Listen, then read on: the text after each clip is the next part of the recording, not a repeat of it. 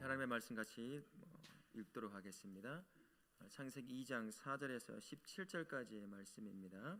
우리 서로를 향해서 이렇게 인사하겠습니다. 예수 안에서 사랑하고 축복합니다 라고 인사하겠습니다. 축복합니다. 3번 하셔야 돼요. 3번. 예수 안에서 사랑하고 축복합니다. 예수 안에서 사랑하고 축복합니다. 세상에는 참 대단한 사람들이 너무너무 많은 것 같아요. 성층권에서 낙하하는 사람이 있어요. 성층권은 아시죠?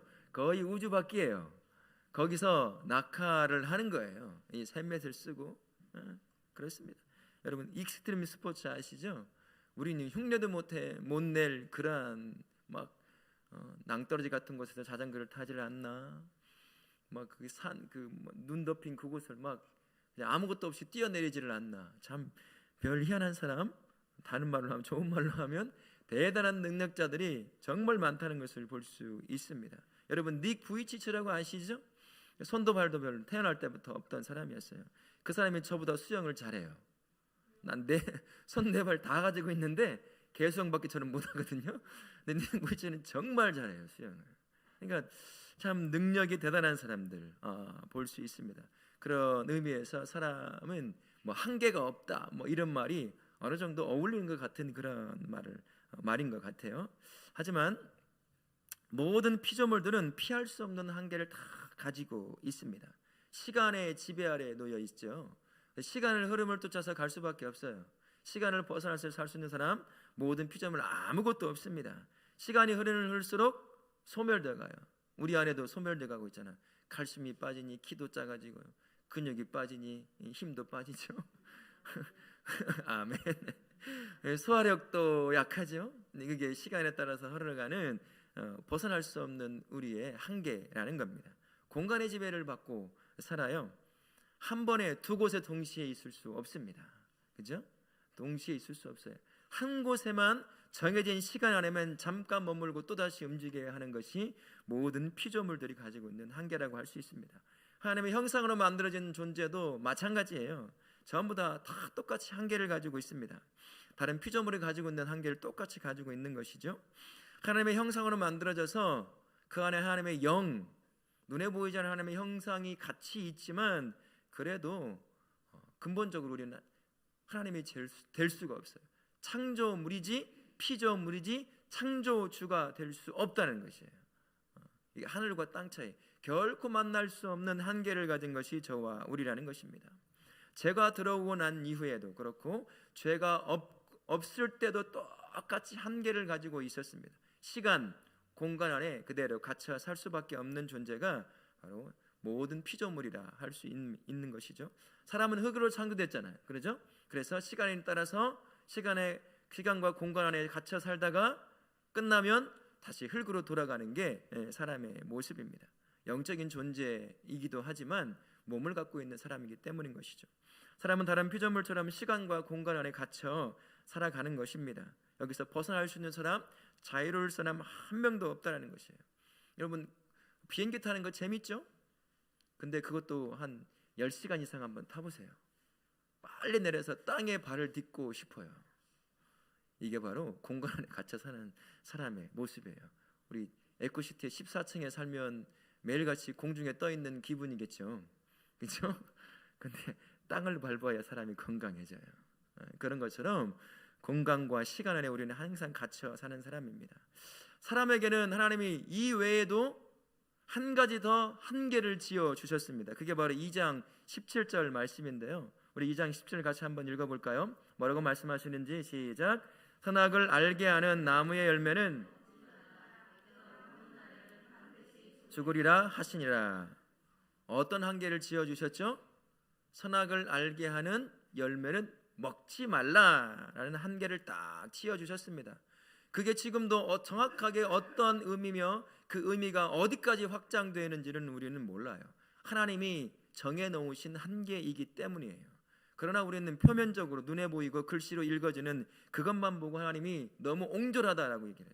아니 동산은 중앙에 놓고 맛있는 과일을 넣어놓고 따먹지 말라고 하면 그게 사람을 약 올리는 거지 뭐냐, 이렇게 얘기하는 거죠. 하나님의 의도를 잘 모른다는 거예요.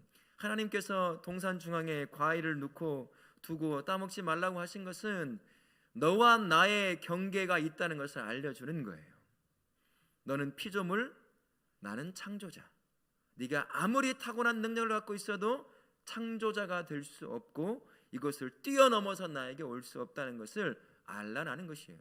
그러면 어느 작은 공간 안에 우리가 갇혀 있는 거냐? 우리가 알 수 없다는 거예요. 우리 지금도 보세요. 인간이 얼마나 많은 일을 하는지 아세요? 이전에는 저 멀리 우주 밖에 있는 조그만 빛밖에 안 되던 그 별을 지금은 영상으로 직접 볼 수가 있어요. 여러분 한번 유튜브로 한번 찾아보세요. 뭐 달이건 지구건 뭐 저기 해왕성이건 대왕성이건 이미 탐사선을 다 보내가지고 그것이 무엇으로 이루어졌는지 어떤 형상인지 그냥 8K, 4K로 다 볼 수 있는 세상이에요. 이게 바로 사람입니다. 그 경계를 지어놨다고 해서 그게 어디까지인지 우리는 정확히 알 수가 없어요. 그래도 한계가 지어져 있는 것, 그게 바로 사람이다라는 것입니다. 너는 피조물, 나는 창조주. 이건 뛰어넘을 수 없는 근본적으로 너희에게 주어진 한계다. 이것을 뛰어넘으려고 하지 말라라는 것입니다. 뛰어넘으면 그와 똑같은 뭔가를 얻으면 되지만 우리가 18절 이후를 읽어보시면 알겠지만 한계 안에서 사는 행복과는 완전히 정반대의 삶을 살게 된다는 것을 알 수가 있습니다. 하나님께서 이 한계를 딱 씌워주시면서 우리에게 자유의 의지를 주셨어요. 로봇처럼 딱 정해져서 그걸 지켜라 하고 하시는 것이 아니라 우리 안에 스스로 결정할 수 있는, 우리가 하나님의 형상으로 만들어졌기 때문에 스스로 결정할 수 있는 그 권한을 우리에게 주셨습니다. 아담이 그 권한 안에서 동산 중앙에 있는 나무를 아무리 멋있게 보이고 맛있게 보이고 따먹고 싶어 보여도 따먹지 않았어요. 그 안에서 행복이 끊임없이 아담과 하와가 누릴 수 있었습니다. 진지하게 그 하나님께서 주신 한계를 받아들이는 것, 그게 아담이 해야 될 일이었습니다. 충실하게 이 한계에서 충성하며 순종하며 나아가면 되는 것이었어요. 그 의미가 어디까지인지 잘 이해 못하더라도 그것을 순종하며 나아가면 그 순종함 가운데 얻는 행복을 누리며 살 수 있었던 사람, 그 사람이 아담이라고 하는 사람이었습니다. 우리의 조상이죠. 하지만 그 사람이 그 한계를 그만 뛰어넘고 말았습니다. 그 후에 완전히 다른 존재가 되어 있어요. 그가 누렸던 행복은 온데간데 없고 완전히 사라져 버렸습니다. 씻을 수 없는 불순종의 죄에 빠지고 만 것이죠. 죄가 만들어낸 영원한 죽음을 맛볼 수밖에 없는 존재가 되어버렸어요.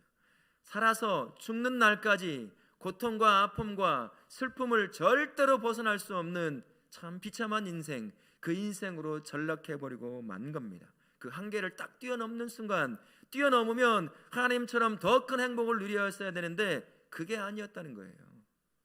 그 후손 저와 우리도 똑같이 영원한 죽음을 향해서 달려갈 수밖에 없고, 사는 날 동안 단 한 번도 지금 고통과 아픔과 슬픔에서 벗어나 본 일이 없는 그러한 삶을 살아야 되는 것, 그게 우리가 되어버리고 만 겁니다.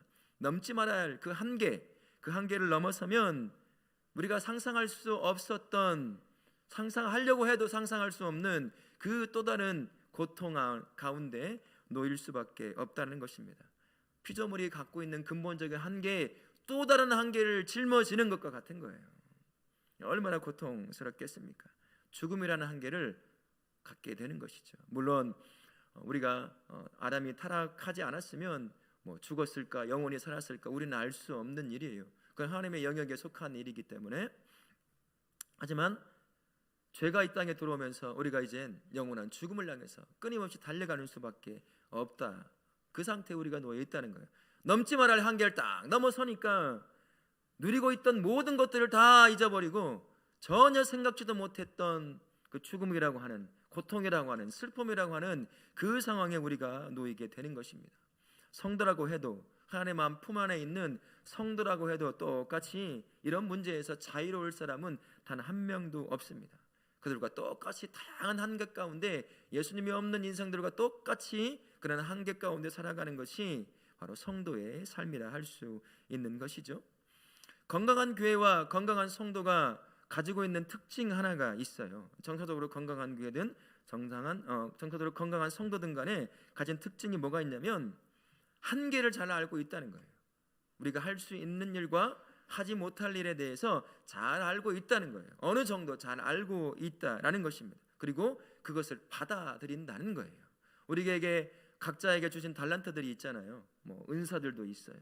이런 은사들에 대해서 그 한계를 아는 거예요. 여기까지 알고 그 안에서 최선을 다해서 주님의 몸된 교회를 섬기고 가정을 섬기고 자녀를 세워가는 일, 그 일을 한다는 거예요. 건강한 교회와 건강한 성도가 바로 그러한 일을 하더라는 것입니다.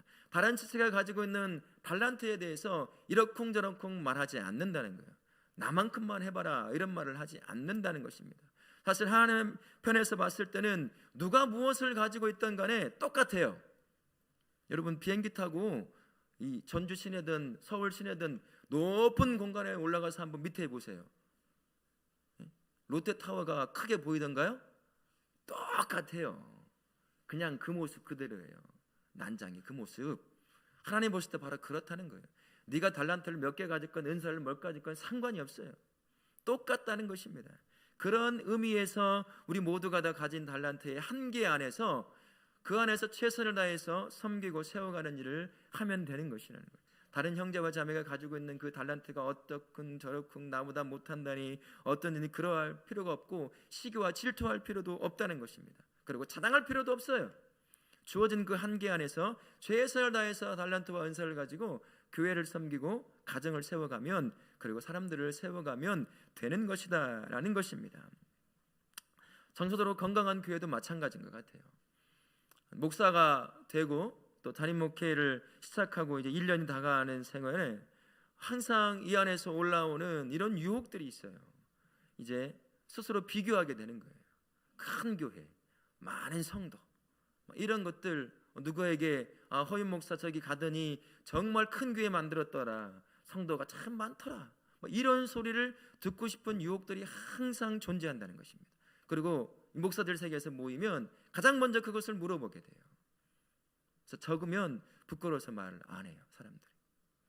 이런 유혹에 있어요. 이런 상황 가운데서 이 교회가 감당할 수 있을 한계를 넘어서는 것까지 밀어붙이고 싶은 그런 욕구와 충동이 일어나기 시작한다는 것입니다. 그러면 교회가 망가지는 거죠. 무너지는 거죠. 하나님께서 세우신 교회에 한계가 있단 말입니다. 이 지역에 우리 다우라교회를 세우신 이유는 있어요. 큰 건물을 지어서 많은 사람들을 모으라고 하는 것, 그거는 모든 교회에 주신 것은 아닌 것 같아요. 이 지역을 영적으로 섬기라고 주신 것이지 세우는 것이지 그건 아닌가라는 것입니다. 그런데 이것을 한계를 모르고 끝까지 밀어붙인다고 한다면 교회는 무너지게 되는 겁니다. 그 다음부터 목사의 교회가 되는 것이고 한 사람의 교회가 돼버리고 마는 거예요. 그러면 이제 건강한 교회가 되지 못하는 것이죠. 주어진 한계 안에서 하나님께서 주신 그 범위 안에서 항상 깨닫고 감사함으로 섬기고 이 지역의 영적인 분위기를 이끌어갈 수 있는 그러한 작은 교회지만 강한 교회로 세우면 되는 것이다 라는 생각이 들어요. 그렇게 끌고 가는 것이지 우리가 가지고 있는 한계를 넘어서까지 이것이 하나님의 뜻이라고 외치며 주장하며 계속 밀어붙이면 반드시 교회든 성도든 이 한계를 넘어설 때 아담이 겪었던 것처럼 똑같이 문제 앞에 봉착한다는 거예요. 첫 번째 문제가 뭐냐면 탈진하게 돼 있어요. 그냥 쓰러져 버립니다. 넘어지는 것이죠. 몸도 마음도 영혼도 이 감정도 탈진해서 그냥 쓰러져 버리게 되어 있다는 거예요. 이 사역의 중독에 빠지게 되는 것입니다.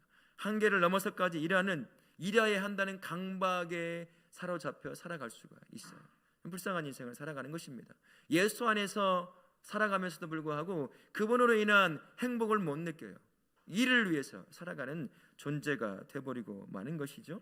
성도들도 마찬가지입니다. 저도 마찬가지고 누구나 다 하나님께서 세워놓으신 그 자리에서 한계를 알고 그 범위 안에서 최선을 다해서 기쁨과 즐거움으로 가정도 교회도 섬기면 되는 거예요.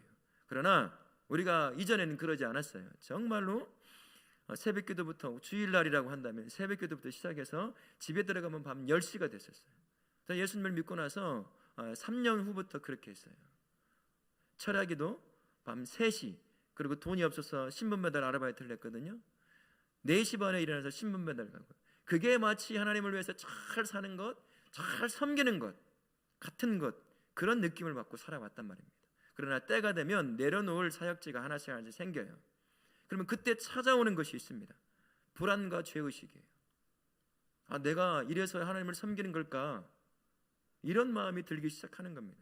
그냥 몸을 학대해야 돼요. 막 그냥 무슨 사디스트도 아니고 이 몸을 막 학대해서 이 피곤함을 느끼는 만큼 내가 하나님을 잘 섬겼다.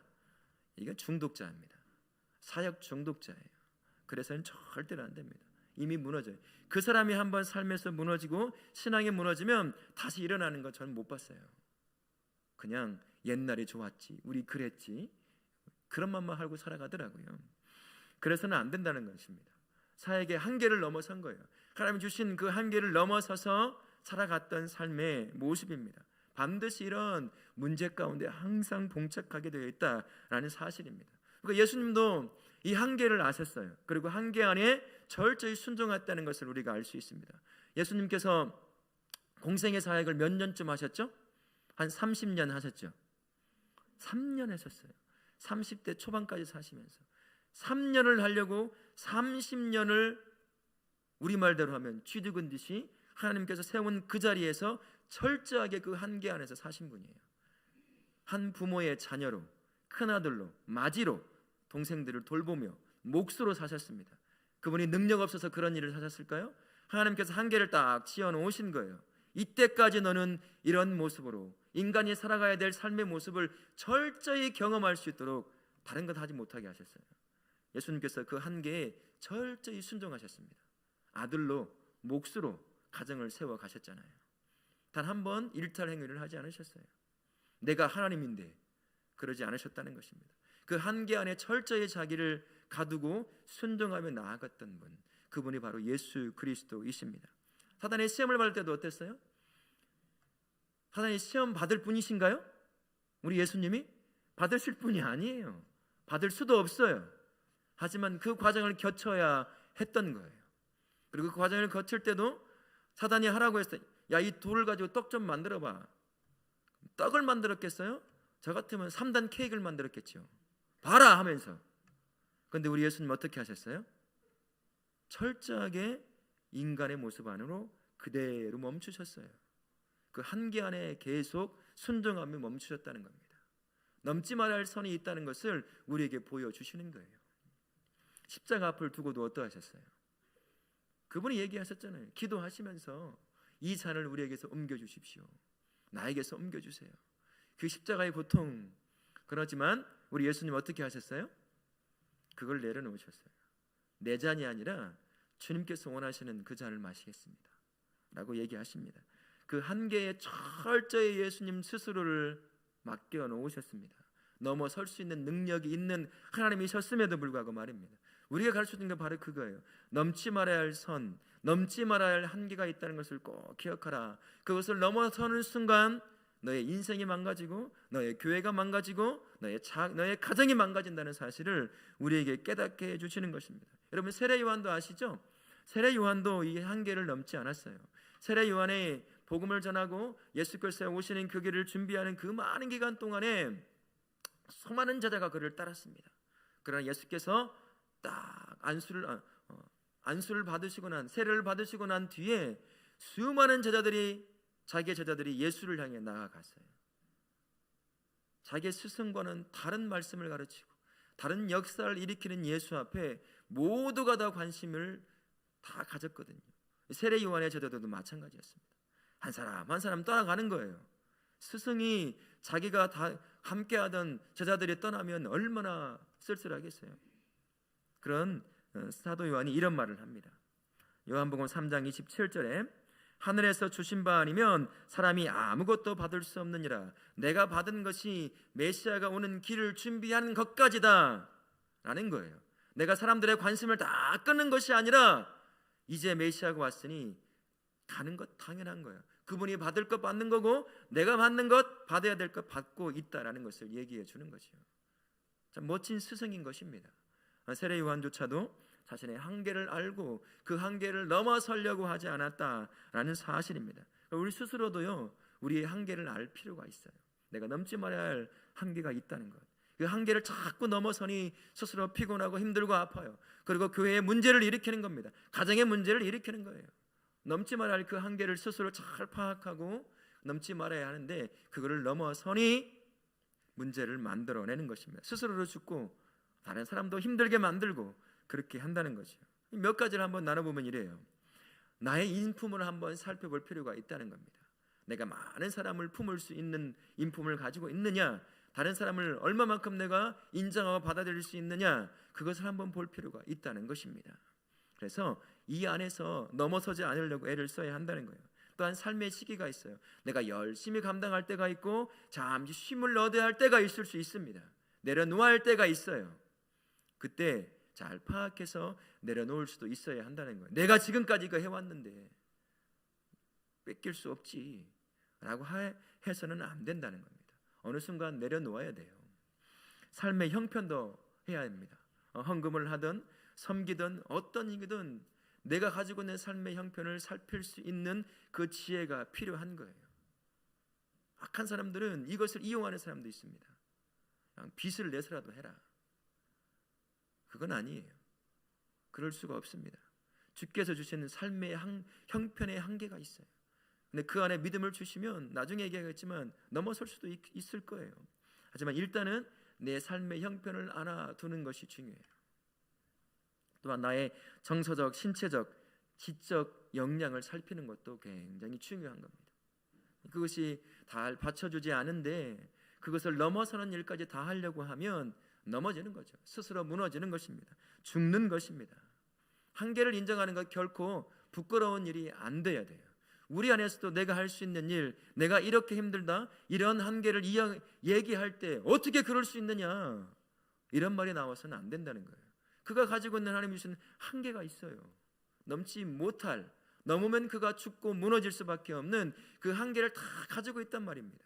그런데 그 한계를 넘지 못한다고 비방하고 못한 사람처럼, 못난 사람처럼 얘기해서는 절대로 안 된다라는 것입니다. 그러니 우리가 이런 환경을 만들어 가야 돼요. 나의 한계도 인정할 줄 알고 다른 사람의 한계가 있다는 것을 인정하며 받아들이며 용납할 수 있는 그것을 우리 마음에 기를 수 있어야 한다는 것입니다. 이 한계가요, 때로는 진짜로 이 한계를 넘어서서 하나님이 이끌어 가실 때가 있어요. 이제 그게 바로 하나님의 역사라고 하실 수 있는 것입니다. 주께서 기본적으로는 우리의 한계 안에서 하나님의 역사를 감당하도록 만드시지만 때로는 우리의 한계를 뛰어넘어서 내가 분명히 누가 봐도 한계를 가지고 있는 이 범위 안에 살아가는데 때로는 이 한계를 탁 뛰어넘어서 감당하게 만들 때가 있어요. 사라가 몇 살 때 아이를 낳았죠? 90세에 낳았어요. 제가 60세에 낳은 그 할머니를 애를 낳은 분도 알고 50 넘어서 애 낳은 분도 아는데 90세에 아이를 낳았다는 분은 제가 아직까지 못 들어봤어요. 성경에서밖에 못 봤어요. 누가 봐도 스스로 느끼기에도 누가 봐도 사라는 아이를 낳을 수 없는 상태였습니다. 하지만 하나님이 어떻게 역사하셨습니까? 그 안에 아이를 임신하고 아이를 출산할 수 있는 그 역사를 일으키셨어요. 한계가 분명한데도 불구하고 하나님의 특별한 뜻이 있었던 것입니다. 그래서 그 한계를 뛰어넘어서 하나님의 역사를 이루는 일들이 있다는 것이에요. 그러니 우리가 먼저 나의 한계를 인정하고 받아들이고 그 안에서 최선을 다해서 하나님 주신 그 삶의 현장에서 세워가는 일들, 사용되는 그 삶을 기쁨으로 받아들이며 사는 것이 첫 번째 우리가 살아가야 될 삶입니다. 그래야 건강한 교회가 되고 건강한 성도가 되는 것입니다. 그러나 거기에서 멈추면 안 되는 거죠. 나의 한계를 뛰어넘어 역사하실 수 있는 분이 우리 하나님이십니다. 그러니 사람들이 보기에 우리 한계를 뛰어넘어 설 수 없다는 건 그런 환경에 놓여 있다 할지라도 하나님께서 특별히 우리를 사용하시고 나를 사용하시라고 한다면 이 한계를 뛰어넘어서도 우리가 사용될 수 있다는 것, 그것을 항상 염두에 두고 기도하며 물어볼 수 있어야 하는 거예요. 히브리서 11장을 우리가 보통 무슨 장이라고 말을 하죠? 믿음장이라고 말해요. 거기에 보면 계속 믿음으로 나와요. 그들이 분명한 한계가 딱 저어져 있는데 그 한계를 뛰어넘는 많은 역사들이 어떻게 일어났느냐? 그 한계를 뛰어넘어 역사하신 하나님에 대한 믿음을 갖고 쓰임받은 사람들입니다. 그게 바로 성도예요. 때로는 한계 안에서 감사하고 기쁨으로 살아가지만, 그러나 하나님께서 특별히 역사하실 때가 있다고 한다면 그 한계를 뛰어넘어서 우리가 쓰임받을 수 있는 사람, 그 사람이 바로 성도라고 하는 것입니다. 그러니 항상 우리의 삶을 두고요, 한계에 부딪혔을 때 물어보는 거예요. 하나님, 이것이 내가 받아들여야 할 한계입니까? 아니면 이것을 통해서 또 다른 역사를 하기를 원하십니까? 내가 닥쳐있는 이 상황이 내가 넘지 못할 한계인가요? 아니면 주께서 이 환경을 통해서 또 다른 역사를 이루기를 원하시는 건가요? 우리가 물어볼 수 있는 믿음을 갖고 있어야 한다는 것입니다. 그래야 우리가 건강하게 주 앞에 쓰임을 받을 수 있다라는 사실을 꼭 기억하실 수 있기를 바랍니다. 정기적으로 우리 물어볼 필요가 있어요. 우리 교회를 향해서도 그렇고, 우리 성도님 한 분 한 분의 삶을 두고서도 그렇고, 이 감당해야 될 일들이 있는데 이게 내 한계를 넘어서는 것인지, 아니면 주께서 감당할 수 있도록 만들어 놓은 것인지 스스로 물어보는 삶, 그 삶을 산 것, 그게 바로 성도의 삶입니다. 그래야 우리 안에 이 정서적으로도 그렇고 삶도 그렇고 건강하게 내 삶을 살아갈 수 있을 뿐만 아니라 우리의 교회를 그렇게 세워갈 수 있어요. 스스로 학대할 필요도 없습니다. 스스로 열심히 하지 못하는 그 사람을 향해서 손가락질을 할 필요도 없어요. 다 그 안에서 하나님이 주신 한계 안에서 감당하는 것이고, 때로는 그 누군가는 그 한계를 뛰어넘어서 하나님이 특별히 사용하실 때도 있다는 것, 이렇게 마음을 열고 바라보고 그것을 받아들이며 살면 되는 것입니다. 그리고 다롭게 모든 성도님들은 하나님 주시는 그 한계를 인정하시고 서로를 향해서 그 한계 가운데 있는 자들을 위로하고 그 안에서 최선을 다해서 서로 섬기고 세워갈 수 있도록 그렇게 세워주시는 복된 우리 성도님 되실 수 있기를 축원합니다. 아멘.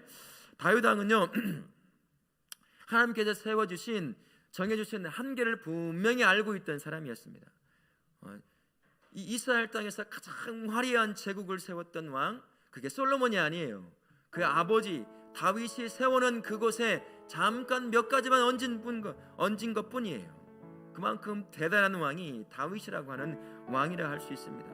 다윗의 마음에 성전을 건축하고 싶은 마음이 생긴 거예요. 그럴 만도 하죠. 어렸을 때부터 평생 자기와 함께 동행하시며 자기의 인생을 끌고 오셨던 하나님, 그 하나님에게 감사를 표현하고 싶은 건 너무나 당연한 것 아니겠습니까?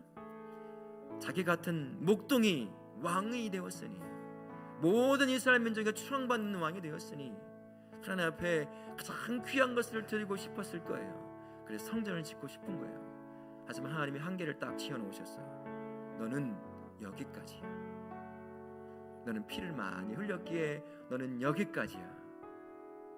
욕심이 왜 없었겠어요? 그가 부강한 나라를 만들었거든요. 모든 것 한순간에 지을 수 있는 그런 상태에 있었습니다. 그러나 그게 자기의 인생에 하나님이 세우신 한계라는 걸 딱 알고 거기서 딱 멈춘 거예요. 그리고 그의 아들이 솔로몬이 지을 수 있도록 모든 걸 다 준비해놓고 그렇게 이 땅을 떠납니다. 이게 바로 믿음이 있는 사람이에요. 한계를 인정하고 그 안에서 기쁨으로 그 한계에 주어진 삶을 살아가는 것입니다. 아담처럼 유혹에 넘어가서 한계를 넘어서서 겪지 말아야 할 죽음의 고통을 겪는 그러한 인생이 아니라, 하나님께서 어딘지는 모르지만 세우는 그 한계를 인정하고 그 안에서 기쁨으로 주어진 삶을 섬기고 세워가면 되는 것입니다. 우리의 교회도 마찬가지인 것이죠.